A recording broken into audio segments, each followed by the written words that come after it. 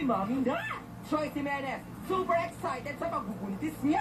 Si Maring Joyce, hindi maitago ang excitement. Ngayon pa lang, pinabrainstorm na niya kung ano ang magiging look ni Baguette.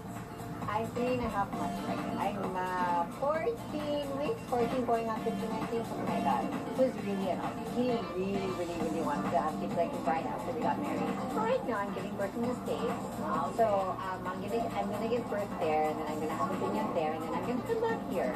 You go, girl! Roxanne Ginoo! Binigyan ng symbol of love ng kanyang non-showbiz boyfriend! Correct! Nakakachika natin si Roxanne sa trade launch ng ABS-CBN last Thursday night sa The Fort, kung saan ini-introduce ang mga upcoming shows ng ABS-CBN tulad ng Nasaan Ka Maruha, George and Cecil, Bad Brothers at iba pa! At dito, sinig na pinakita sa atin ni Maring Roxanne ang gift ni boyfriend!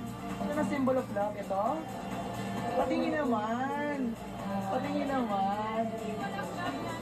Ay, patingin naman. Hindi naman engagement ring yan, ah. Hindi naman! Nagulat lang ako, parang... magmamahal pa rin naman pala sa akin ulit. Akala ko hindi ko na mararamdaman ulit na magmahal. You go, girl! Bibi gandang hari! Hindi pinapasok sa isang bar dahil nakadabit na pang buket! Oh my!